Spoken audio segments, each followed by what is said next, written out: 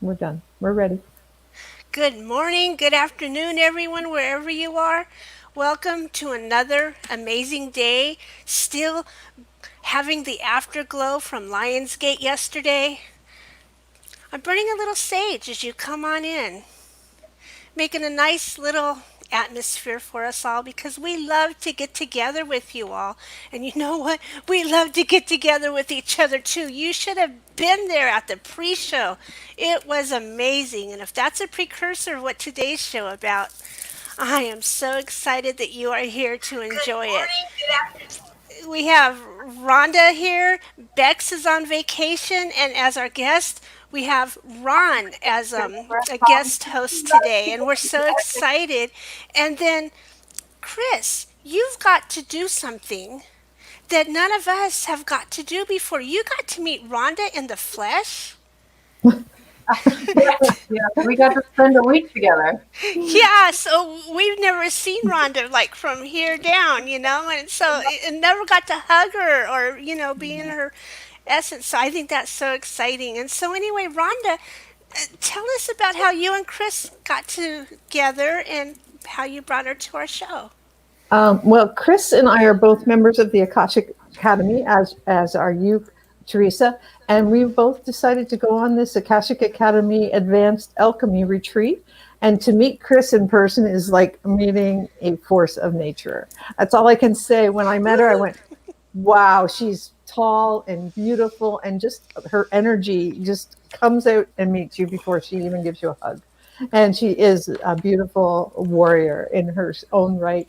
And it was so nice getting to know her, and we were all quite just out there. We just let it all fly when we were there, and it was lovely being in your presence, and the laughs and having so much fun together and learning so much together. And Chris has got a special mission here on Earth, and Ron is has all the questions prepared, and I'm just going to let him fly with them. All right. Well, thank you so much for having me and letting me be a guest here on your show. It is, such an honor, and it's going to be such an honor and a privilege to be able to get to interview Chris. And I think one thing before we get started that's going to really help us to see who Chris is, and you can use this on anybody the first time that you meet them. It's a great, great tool. So, Chris, the first thing I want to ask you is, what is your favorite animal and why? My favorite animal is the tiger, specifically the white tiger, because it is absolutely graceful. She is a protector. She's a fierce, fierce protector, and she's majestic. Beautiful. Well, what that represents is how Chris sees herself. So she sees herself as majestic, as a protector, and someone who moves with grace. Now, if we look at the symbolism of white and black, she sees herself as that bringing forth harmony. Because if you look at a white tiger, they are not, the black doesn't, fight the white doesn't fight the black. It is a harmonious convergence. And so she sees herself as someone who also brings forth harmony. So the next question I want to ask you is, what is your favorite piece of clothing and why? My favorite clothing is a dress because it's very, very comfortable. It always looks beautiful, and it's very, very feminine. Beautiful. And so what that represents is how others see Chris. So they see her as someone who's just comfortable, who's go with the flow, who's very feminine, and who just brings forth this, something that I think about dresses. It doesn't mean anyone else does, but something I think about dresses is she's very classic. Like she's just a classic. And so that's how I view dresses as well. And then our last question is, any body of water. Like, what's your favorite body of water? My favorite body of water is the Atlantic Ocean because it's just a powerful, powerful force of nature. It is where I go to feel connected to Mother Earth. And it's the house or the home, the womb for so many beautiful animals, ancient animals on this planet. Absolutely beautiful. And so that body of water is actually how you view sex. So you view it as powerful, you view it as a connecting force, and you view it as an ancient magic that kind of brings everything together, that brings forth creation. And so that is just absolutely beautiful. And like I said, guys, you can use that question for yourself. You can use it for anyone that you meet for the first time and just really get to know them and really get to see how they view themselves, how they think others view them, and even their view on sex. So just something interesting that you all might be interested in trying. So then cool. The next thing that, I really want to jump into, because, the depth of what you're speaking about is really, really deep. And I want to get into that juiciness to, as best as we can. And the first thing I really want to ask you is, when it comes to your mission of really helping those in the military, who have had, traumatic events, or who are just coming out and not really knowing who they are anymore, because who they are has kind of been transitioned out of them, or they've learned to no longer identify with the truth of who they are. Would you say that your mission is about really helping them to unlearn all of those things and helping them to relearn the truth of who they are, helping them to really come back into that divine harmony of both masculine and feminine, and accepting both of those so that they can be the wholeness that they are? Absolutely. Absolutely. If you think about life like it's layers, you've got layers of life. So you start off very connected and you know who you are. But slowly we put shields on top of that. You start learning new behavior, learning who you're supposed to be.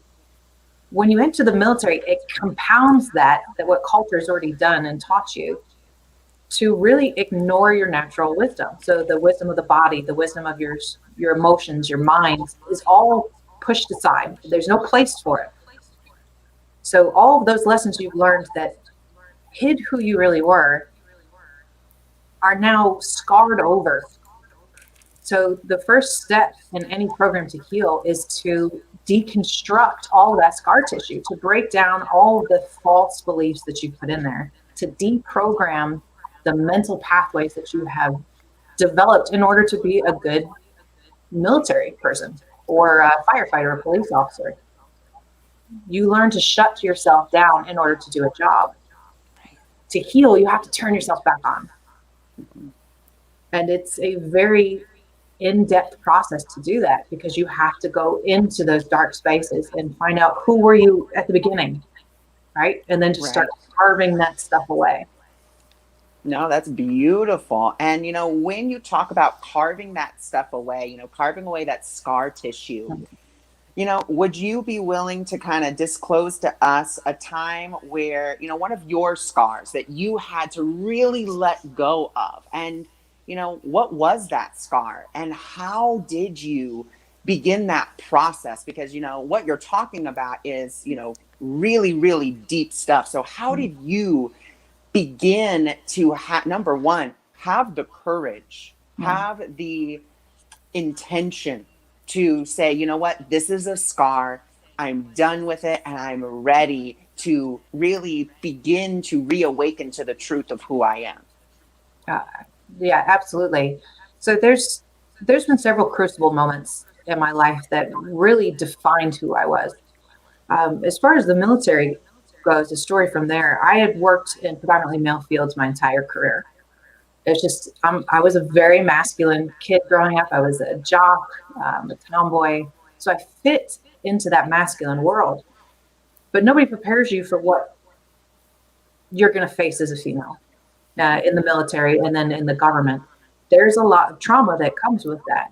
Being treated differently, being an outcast. Nothing you can do will ever reach the same level as your male coworkers. So it came to a head in one of my offices where a boss essentially tried to get me fired for not sleeping with him. And I ended up pushing back and I reported it. And the leadership structure came down to protect him and to make my life miserable. They started watching my emails. They started watching when I left the office, saying I couldn't go to our main office location. They took all my work away from me. They put me on a new team by myself. And they were just trying to make me miserable. They were either trying to make me quit or they were trying to gin something up to fire me. And it really broke me down. I was like, if fighting I knew was going to be more painful.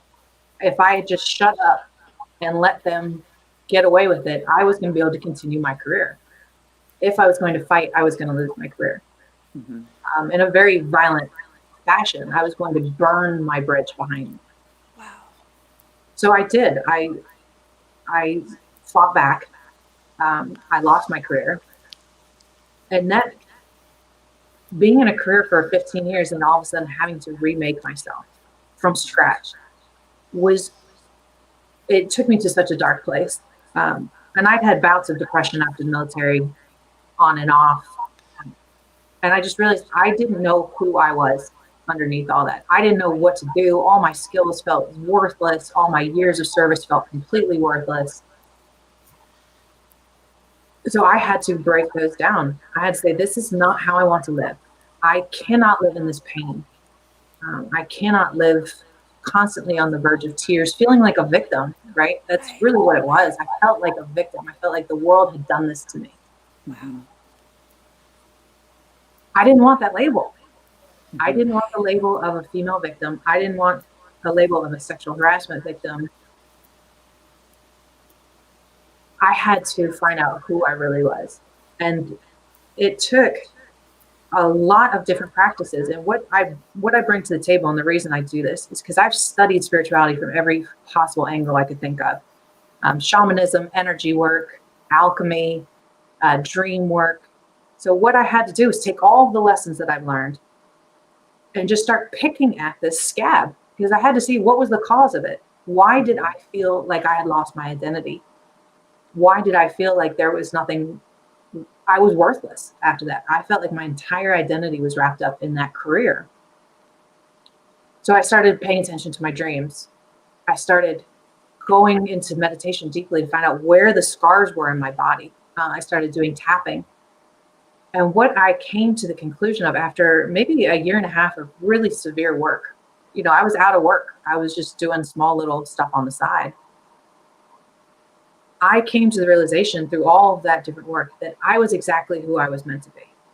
I was meant to be a female in a male's world. I was meant to have those experiences in the military because it was my crucible. They were forging me into a force of nature. And I had to go through that pain. I had to remake myself because I had to know that I could.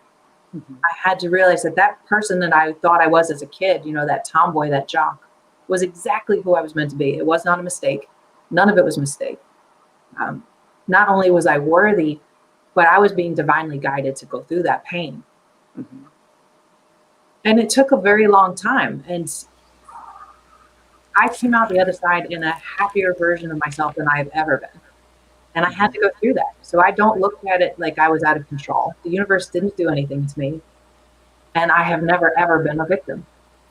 That is absolutely beautiful. I love that you said that. I was never a victim. I was not that victim, and the universe didn't do it to me.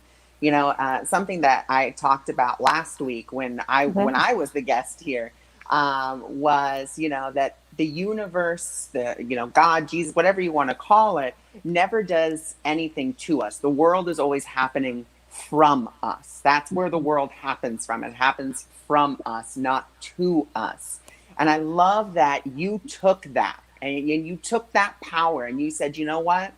I'm responsible for what I see. I'm responsible for the way that I feel. And you know what? I don't like the way that I feel anymore. I don't like the things that I'm seeing anymore. So instead of trying to, punch and scream at the world and say, change, do what I want, you said, you know what? No, that's not going to help anything. What is going to help is I have to look at me and I have to look at, all of my stuff and then be willing to forgive that, let that go. Because just from hearing you, it sounds like a lot of the things that you had to do was a lot of forgiveness work, a lot of letting things go, and just being like, you know what?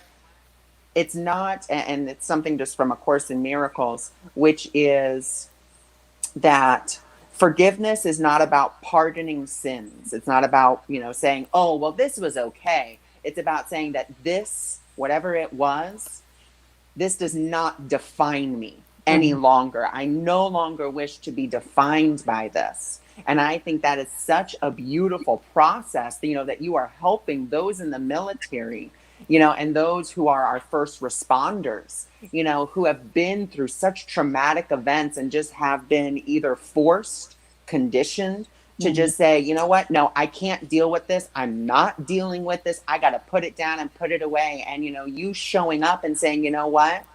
I've been there.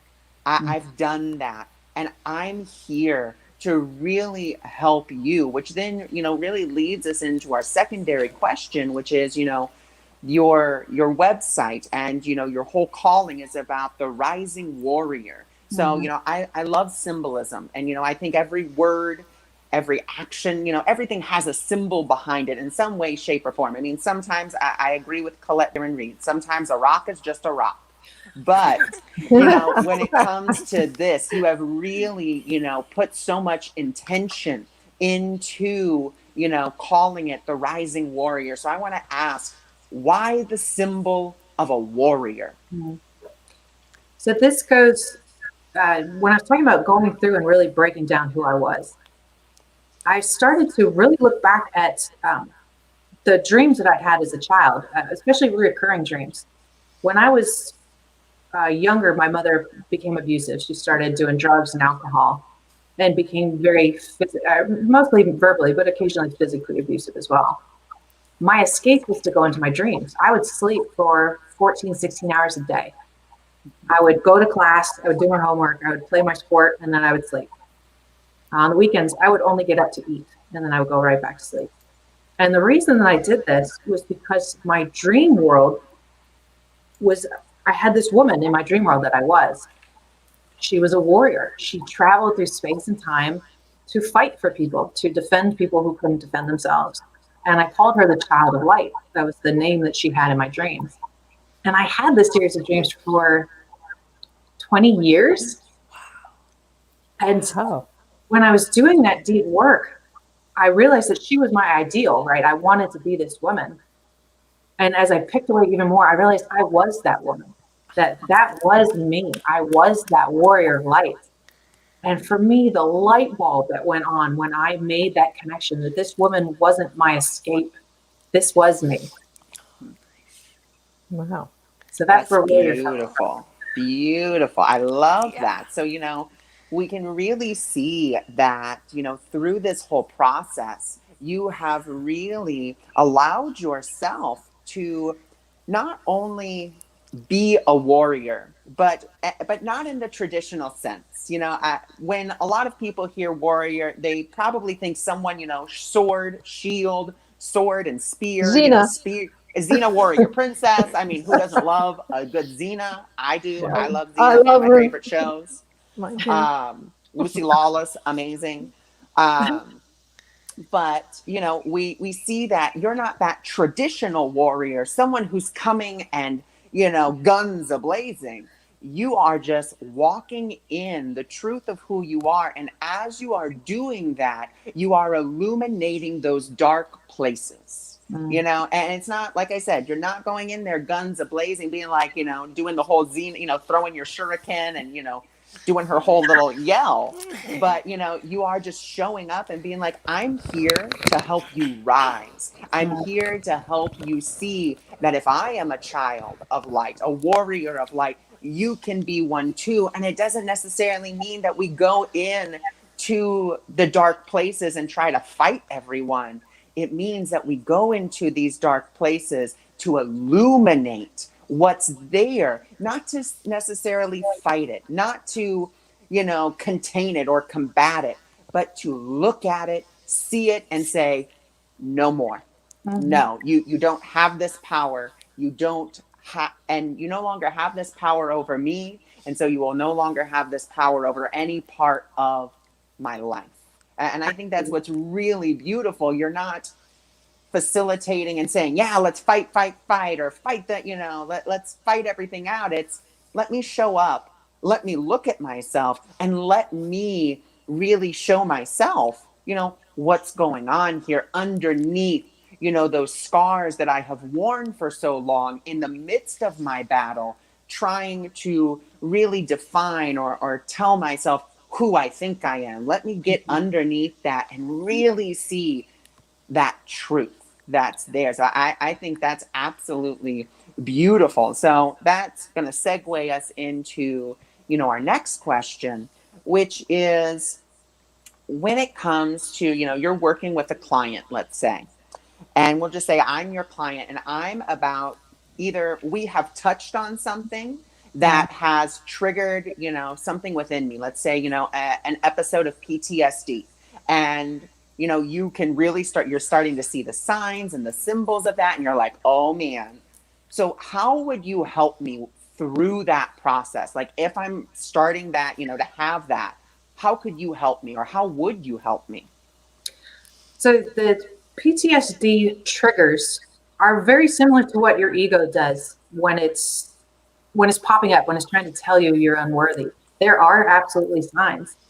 So what you have to do is take the energy out of that movement, because it's energy building up in your body to explode out in anger or sadness or fear. So once that energy starts to build, what you want to do is just like you would do with the ego. You want to distract it. So it's a mixture of alchemy and energy work, to where you'd use a combination of tapping, mindfulness. If you feel the triggers coming up, and you're in an office setting, for example, you grab a pen and you start focusing on every aspect of this pen. What does it feel like in your hand? What does the writing say? What does it feel like when you run your finger over the writing?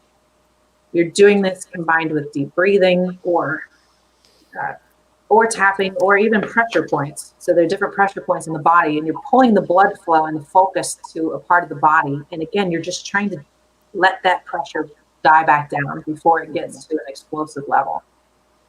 So different techniques are going to work for different people. Some people like the deep breathing because they're more meditative. Other people don't get into that. So this I do in meetings all the time. I'll just press my fingers in between here. This connects to different organs in the body, and I'll just rub it. And you focus on, what does it feel like?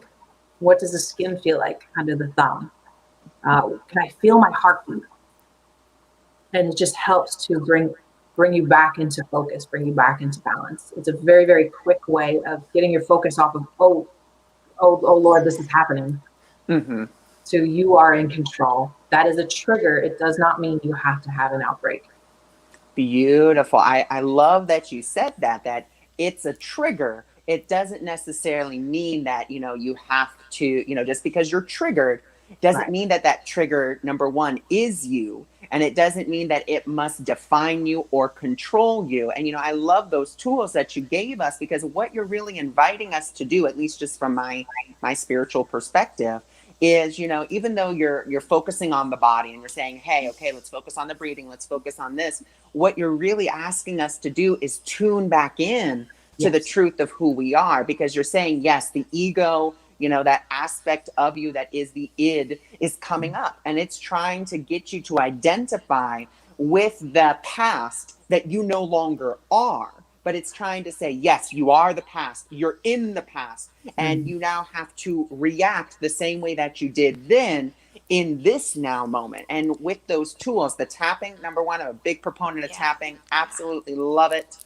That's bringing our focus. You're just asking us to say, okay, let's focus on the truth of who we are. And we're using the body as that instrument, as that vessel. You're not necessarily saying, oh, you're just a body and this. You're saying, no, let's use the body as a focal point to help us to really tune into the truth of who we are. And, when it comes to this kind of work, any kind of spiritual work, but definitely this, deeper, trauma work, it's so, so important. And I think that's something that you really focused on, and I thought was beautiful, was the energy is there, but it does not have to necessarily explode. You don't have to go back into that old process. We can definitely find a new way of expressing it. And, that's not going to be, destructive. Something from A Course in Miracles that I love. Do not let me use this for my destruction. Instead, let me use it for the coming of my peace. Beautiful. Absolutely. And that's why I like alchemy so much. That first step is to separate the emotion from the memory. Mm-hmm. You have to break away the ego from what's actually happening around you. That gives you your control back. When you realize, when I think of that combat situation, I start to feel this trigger, but let me stop for a second. I'm not in that combat situation. Where am I right now? What am I feeling right now? That emotion is trying to come up is not related to what's happening right now. So do I need to feel this? Mm-hmm. Do I want to feel this? And it gives you control back. Mm-hmm. And alchemy is all about that. It's about separating the elements that are us, the emotion from the mind from the body. And it's saying, all right, where is this really coming from? Mm-hmm. And then you have control over whether you want to feel that emotion or not. Absolutely beautiful. So when it comes to, all of this beautiful stuff, I mean, I'm sure that we could have a beautiful conversation for the next 2 hours, I'm sure. But, we're here to really, I know for myself, when I went to, all of your different links, which are posted, in the comment, or which is posted, above us in the description, there's something there that really caught my eye, that you have the ability to help a veteran, to help someone through this. Can you kind of give us a little bit about that? Like, what does that entail? Like, if I'm sending money, where is this money going to? How is it helping this person? And, just those questions. Yeah. So this is what I'm starting now is a pilot program. And I say that because I want this to grow exponentially outside of the veteran world, outside of the U.S. veterans, into all veterans, all first responders across the globe, because we've learned to shut down so completely. So I've developed a program. It's 4 different blocks of instruction, predominantly virtual. And what they do is they come in, and the first part is deconstruction, finding out who you are underneath all that layers. The next step is deprogramming, getting into the mind and the emotion and separating those so you know what you're thinking, why you're thinking it, what you're feeling, why you're feeling it. And then you start the rebuilding process and then the empowerment process. So this university that I'm putting together is to give back to the veterans. I tried so hard to get veteran clients, but I felt terrible charging anybody who's given so much. So sponsoring a veteran puts them, it's like a scholarship. You're buying them a scholarship to go into these programs where they will come out with all the skills that they've learned in the military, which are phenomenal. They're coming out with leadership skills. They're coming out with confidence, with grounded, with this sense of pride and loyalty that most people can't even fathom. But they're coming out whole. They're coming out with instead of scars, they're coming out with just triumphs and exactly who they're meant to be. So funding veterans to go through this, you can fund an entire program, send a student through a sponsorship, or you can just donate, and that money, once it accumulates, will allow a veteran into the program. The program only lets 11 veterans in now, which is why I want it to grow. I want it to get to the point where now I'm teaching veterans to teach other veterans, so that this becomes a university, a global university, funded by people who just want to give back to those who have served their country in one way, shape, or form. Oh, beautiful, beautiful. And so, when someone, wants to, now, do you also do people outside of the military? Is that something else that, you offer to people? Because I think that this program is, it's absolutely beautiful. And I think some people who have been through, different traumas and different things could definitely, use this. Is there an avenue in which, that's possible, that you could offer, that you offer, one-on-one sessions, or you offer the program, to people who are interested in it? Absolutely. I'm out there for all warriors. And warrior, at the end of the day, means you've gone through some stuff, and you're strong on the other side because of it. And there's warriors in all walks of life. People who are abused and protected their siblings, people who have been attacked and have found some way to stand up at the end of that. I'm here for all warriors. That's why it's Ascended Warrior. I love the veterans. It's a community I understand. I understand the language, and I think I can reach them because of that. But I'm here to work with all warriors. That strength that it takes to be a warrior cannot be wasted. It has to be honed so that you can turn around and now lead the generation, lead whatever field you're in. No, beautiful. No, and absolutely. So I'm so glad that, you have that offering, for other people to come and work with you, because, the work that you're doing is tremendous. And, the way in which you are doing it is absolutely phenomenal, because you are helping so many people to realize something that I don't think is necessarily talked about a good majority of the time, which really is, you are not your triggers. You are not, this, you are not that. And, you're helping so many people do that through, this program. And, when you talked about really getting to know who you are, and that goes for everyone. And, like you said, you're not just here for the military. You understand the lingo, you understand the language, you understand, how they could speak about something. But the other thing that's really beautiful is that everyone needs to realize who they are, past their own masks, past their own facades. Your story that you talked about, being in the military for 15 years, it spoke to me on a very deep level, because for a very long time, from the age of 18 to the age of 30, I worked at a daycare. That's what I did. I taught children my whole entire life. And then when that all came crashing down, I didn't know who I was. I walked around very similar to you, for months in bouts of depression, just being like, I can't do anything. I literally remember looking at my mom and telling her, I have no other skills. I can't do anything. I can't. I'm done. Like, I have no life. I have nothing, because I had identified myself solely daycare teacher. Hi, I'm Ron Schaefer. I work at KinderCare. That's who I was. And, I think everyone in one way, shape, form, or another has built themselves on one of those constructs. Either I'm a teacher, I'm a this, I'm a that, all of these different things. And I think that, what you're talking about in your program, about helping people to deprogram, helping people to really remember the truth of who they are, could be so beneficial, because once we take off all the masks, once we take off all the airs, once we take off all the titles, all the labels, everything like that, we realize one important truth, that we're all the same.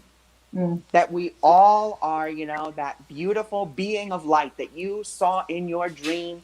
That is what we are at our essential essence. And I think that your program helps people to do that, but not in the woo-woo way that I might do it, or, but in a practical way that, brings forth, the tapping, the pressure points, and, the deconstruction. Why am I thinking the way that I'm thinking? What is happening here? And why is it happening? What thoughts are leading to this? I think that's really, really beautiful, and could be, so beneficial. And, I think that's going to lead us into our next question, which is, when it comes to, this work and all of this different work that, you are doing, how can people really begin, number one, to reach out to you? And number two, how can people assist you in building your program and building it up and getting it out there more and more? How can people help you? So, excellent questions. What I'm looking to do first is get the sponsors up. So I need support getting this program out to people who would be interested in donating. and veterans who would be interested in going through the program. The first one I was looking at doing was going to companies that are already hiring veterans and asking if they want to sponsor their employees. This is a win-win. They get an employee with all the skills of a military person with the full body healing that completely remakes their lives, and it allows them to take advantage of all their skills and talents. To do that, there are multiple ways to support this, either reaching out to me through email at chrisp@ascendedwarrior.com, or checking out the website ascendedwarrior.com, ascended-warrior.com. And just, you can sponsor through PayPal. You can hit me up on Facebook or LinkedIn. I'm everywhere. But getting support, getting the word out that this is here, helping to break down those walls that veterans need to suffer, that there is no healing technique outside of traditional medicine and drugs. Breaking that down and getting this information out to people who will use it is going to be crucial. Beautiful. So, you all heard her, the email, LinkedIn, she is everywhere and anywhere because she wants to help. She wants to help you. That's, really the main mission here is to be of service and to help people. And that's what she's here to do. And she has such a beautiful program, that is there for the taking. She's literally saying, I'm ready. Yes. And all she needs is, that little bit of help, just getting the word out there. Maybe a veteran, who could really use these wonderful tools. And, once again, it's not about woo-woo. It's not about, ooh, she's gonna do energy healing or anything like that. That may be part of the process in some way, shape, or form. But she's doing it in a way that they can really, really latch on to. Because just from what I see, what I have heard, what I have read, I'm not just going to come on here and just be like, well, do it because I said so. No, I do my research, and, I wanted to make sure I was fully prepared, for this interview. And everything that I've read, everything that I've kind of looked at shows that she is a practitioner, but she's a practitioner who is going to put it in terms that you can understand. She's not doing it from, okay, well, you are technically a 12th dimensional creature from, blah, blah, blah, blah, blah. She's like, so here's what here's who you are. And here's how I can help you to see, who you truly are. And I just think that's really, really beautiful. So I will now be quiet because I think I've just taken up bunches of time. And Rhonda, Teresa, we love it. We love your questions, and we're so you've got to be the best guest host ever. Done all his homework and just come in so prepared. We just love it, and we know you always have help with that too. But yeah, it's kind of cheating, but we'll let you cheat. But yeah, so awesome. Chris, it was so wonderful to see you here. Teresa has one final question for you. It's a hard question. Maybe not as hard as Ron's, but yeah, pretty hard. But I do have one question. Tell us where the origin of the name of your website and Facebook, Intentionality. Tell us the.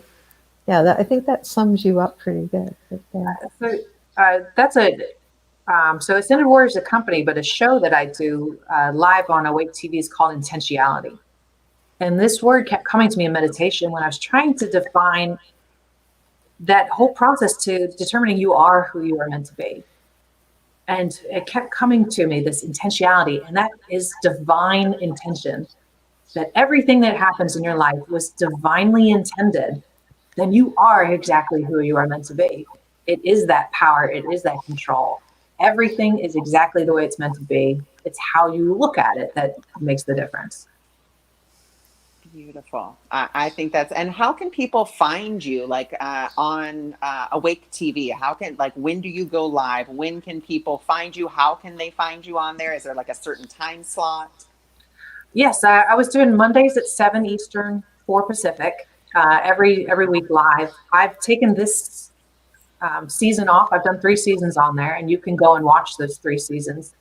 I've talked about everything from the 7 steps to ascension to the power of numbers, ancient sites, ancient alien information, some quantum physics in there.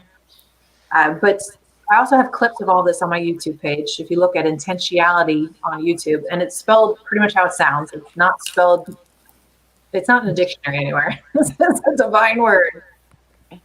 So intentionality on YouTube, you'll see clips of all of that. You'll see meditations that I put out as well. Beautiful. Awesome meditations. Awesome meditations. Did lots before I met you. So it was like I knew you before I met you. Yeah, so Teresa has one more question for you, and it's a hard one. Go for it, Teresa. Okay. We could look at it as hard, or we can look at it as fun and a way to get to know you still. And the question is, it's like, what is the theme song of your life, or of your mission, what you're doing right now? What is the song that comes up for you? So luckily I was prepared for this one. Otherwise I would sit here stumbling. And there are 2 songs, Return to Innocence by Enigma, Yes. Oh, and awesome. the song I Am a Fighter by Cupid's Arrow, or Cupid's Hero. And it's a song all about the world is beating you down, but you're constantly getting back up. You're like, nothing's going to keep me down. And that return to innocence is Yes. fit into that as well. Oh, I love Oh, it. Very beautiful. cool. I like to think of my Yes. life like, do you remember those old blow up punchy dolls? The ones that had like the Yes. weighted arms and it would fall down And and the pop back nose. up? I like to think of myself that way. You can keep knocking me down. I can't stop you, but I'm going to bounce back up. Mhm. And I'm going to be happy. My life is going to be filled with joy no matter what. Yes. Nothing's going to get you down. Yes. Awesome. Awesome. So, if you enjoyed this show, please like it out. Please share it out to your friends. If you know a veteran that might need this program, please think about sponsoring them or getting them in touch with Chris. She needs as many people to get in touch with her. And if you're not sure and you'd just like to help out veterans and other first responders, please, there's the donation link is pinned in the comments. It's also in the bottom of the description. Just go to her PayPal, give her $5 or give her 500 or 5,000. We don't care. Just share your light with her so she can share her light with the people who need her and her guided to come to her. It's an excellent program, and it's all about giving back and sharing your joy and your experience and maybe your real warrior path that you dreamed about all those years ago, which I think that having a 20-year dream with the same character is so awesome. Awesome. Especially Yeah. when it's you. Especially when it's you. Yes. So, so I would also be interested if anybody's interested in doing internships or supporting this as becoming a teacher of this material. They should reach out to me for that as well. awesome. I would love to get to the point where this is being taught by multiple people across the world. Yeah, because you're only one person, and there's Yeah. lots of people. The need is exponential. Yes. And like I was thinking about how It's time. every war and every disaster and every trauma creates more of this post-traumatic syndrome, and then it has its own tendrils that create other problems that create more of it. And a way, it's not an incurable thing, but it Right. is something that needs to be addressed and treated. So it's disorder. Let's do it. Let's help us out. Help Chris start spreading the light and start spreading the cure, or helping people coming back to themselves. Please share this out. The winner of last week's share out was just going to say Lynn Marie. So Lynn Marie, you won a healing session with me, 30-minute healing session with me. So I'll be in touch with you. Please share this. Congratulations, and share this out to your friends. Next week, we'll be having a pre-recorded show with somebody you know, Chris. Stephanie Victoria. Sounding on. Yeah, I just grabbed everybody from the retreat. I'm grabbing them as I go along and pulling them in. So, Powerful people there. They're powerful. yeah, women. there was a lot of powerful women warriors there. So, Zena had nothing on us. So, except she does have a rocking costume. I got to say that. Anyways. Thank you again so much, Ron. We just love you, and you had such wonderful questions. And that first little questionnaire, I'm going to use that on people I know. That's an excellent. We had so much fun with that, and I'm just glad everyone could come in. And thanks everyone for joining us. And see us on YouTube. Subscribe to our YouTube channel. We love you too. And see you next week, same time, same Bat Cave. Bye bye. Namaste.